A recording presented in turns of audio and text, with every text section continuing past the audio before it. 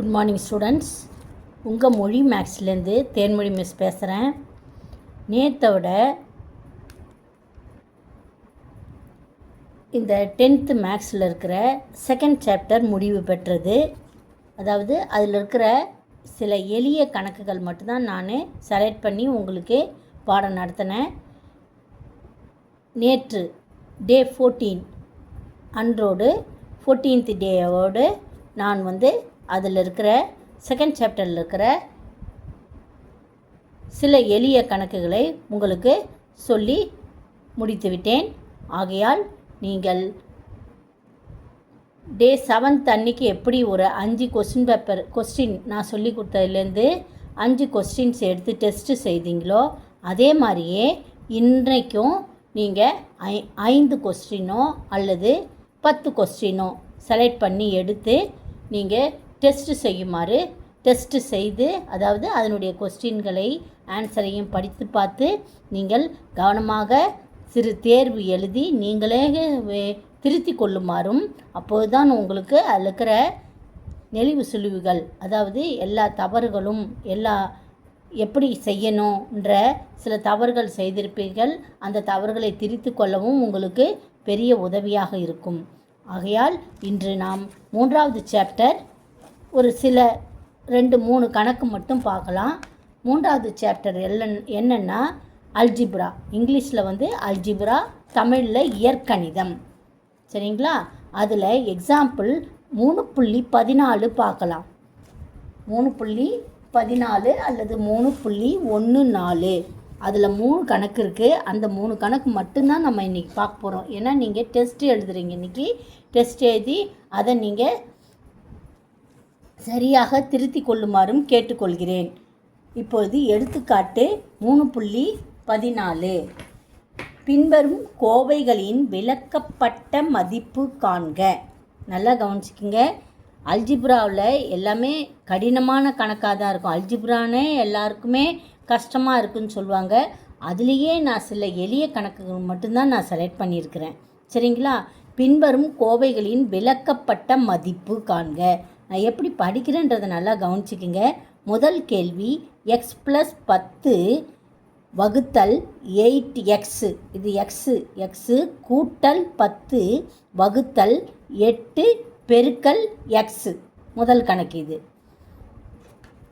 இதிலே 3 கணக்கு இருக்குது. அந்த 3 கணக்கை மட்டும் இன்றைக்கி பார்ப்போம். கண்டிப்பாக நீங்கள் இன்றைக்கி டெஸ்ட் எழுதியிருக்கணும். சரி, இங்கே எழுதியிருக்கேன் பாரு.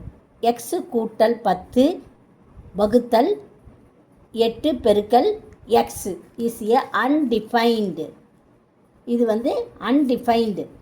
இங்கிலீஷ் மீடியத்துக்கு கொஸ்டின் என்னென்னு படிக்கிறேன், கவனிச்சுக்கோங்க.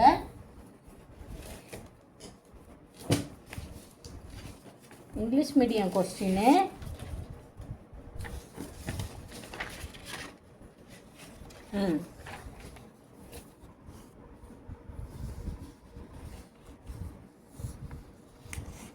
write down இந்த question. Example 3.14. find the excluded values. விளக்கப்பட்ட மதிப்புனா excluded values. விளக்கப்பட்டன்றதுக்கு எக்ஸ்க்ளூடட்னு இங்கிலீஷில். விளக்கப்பட்ட வேல்யூஸ்னால் மதிப்பு. Of the following expressions. இதுக்கு பேர் எக்ஸ்ப்ரெஷன். அல்ஜிப்ராவில் இதுக்கு பேர் எக்ஸ்ப்ரெஷன். இந்த எக்ஸ்ப்ரெஷன் முதல் எக்ஸ்ப்ரெஷன் என்ன? x+10/8x இஸ் அன்டிஃபைன்டு அப்படின்னு சொல்கிறாங்க. எப்படி? when denominator is 0. முதல்ல என்னது? Is undefine. அன்டிஃபைன்னா இது கண்டுபிடிக்க முடியாது. இதனுடைய மதிப்பு கண்டுபிடிக்க முடியாது. எப்போனா டினாமினேட்டர் இஸ் 0. டினாமினேட்டர்னால் எது? கீழே 8x இருக்கு இல்லையா, அது 0வாக இருக்கும்போது இந்த வேல்யூ அன்டிஃபைன்டு, கண்டுபிடிக்க முடியாது. 8x டினாமினேட்டர்னா 8x கீழே இருக்க மதிப்பு. சரிங்களா? இது நியூமரேட்டர், இது டினாமினேட்டர். தொகுதி பகுதி. தமிழில் தொகுதி, இது பகுதி.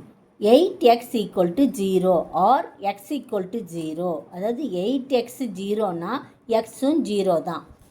8 பெருக்கல் எக்ஸு 0னா 8 வந்து 0 ஆக முடியாது. 8ன்றது ஒரு நம்பரு, எக்ஸு மட்டும்தான் 0 ஆக முடியும். அதனால தான் எக்ஸ் ஈக்குவல் டு 0.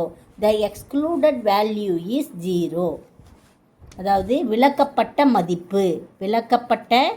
மதிப்பு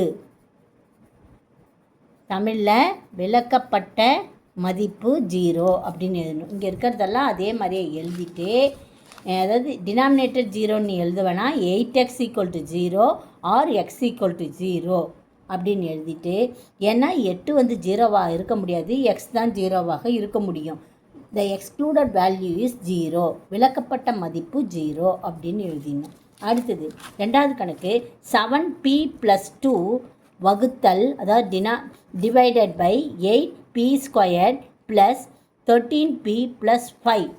அதாவது கீழே இருக்கிறத நம்ம டினாமினேட்டரில் இருக்கிறத 0வாக எடுத்துக்கணும். நம்ம 8p² இதே தான் is undefined. When it is undefined the denominator is equal to 0வாக இருக்கும்போது அது அன்டிஃபைன்டு. 8p² + 13p + 5 = 0. நல்லா கவனிங்க, இது கொஞ்சம் கவனித்து போடணும். 8p² இது என்னது, 8ஐயும் 5ஐயும் பெருக்கிக்கணும். 8ஐயும் 5ஐயும் பெருக்குனா 8×5 40. ஓகேவா? அதனால் இந்த 8ஐயும் 5ஐயும் பெருக்கும்போது உனக்கு 40 வருது. அதே மாதிரி இந்த 8ஐயும் 5ஐயும் கூட்டும்போது 13 வருது. இந்த கணக்கிலே உனக்கு ஆன்சர் இருக்குது. அதனால் அதை எழுதிக்கலாம். நீ 40, 8×5 40, 8ஐயும் 5ஐயும் கூட்டும்போது 13 வரணும். அது மாதிரி 2 நம்பரை நம்ம செலக்ட் பண்ணிக்கணும். ஓகேவா? 2 நம்பரு செலக்ட் பண்ணிவிட்டு அந்த 2 நம்பரை பெருக்கும்போது நம்மளுக்கு 8×5 40ன்னு வரணும். அதே 2 நம்பரை கூட்டும்போது நம்மளுக்கு 13 வரணும். அதாவது நடுவில் இருக்கிற இந்த 13 வரணும்.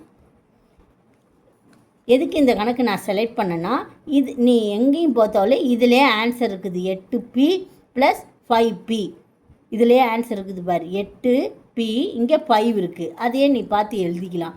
8p² + 8p + 5p. அந்த 8 5ஐயும் இதை மாதிரி நம்ம பிரித்து எழுதிக்கணும். +5.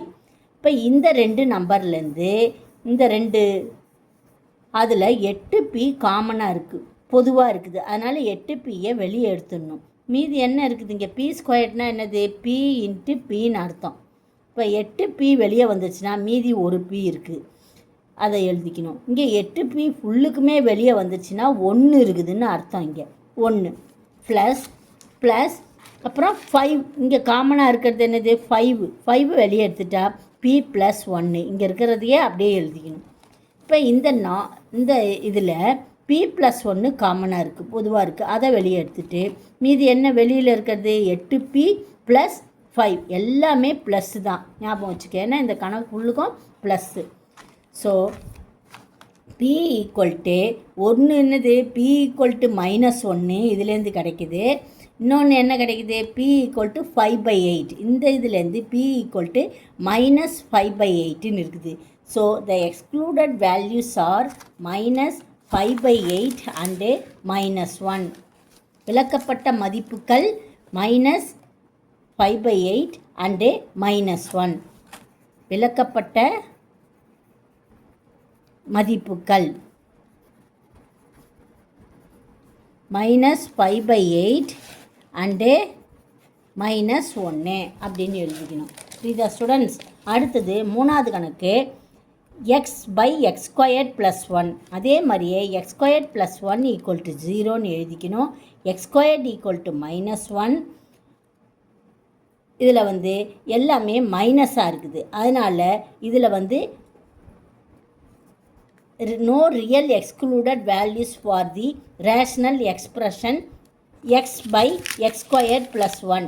தமிழில் என்னென்னா, இங்கு அனைத்து மதிப்புகளும், அதிலே புக்கிலே பார்த்துக்கலாம். இங்கு அனைத்து மதிப்புகளுக்கும் x² ≥ 0.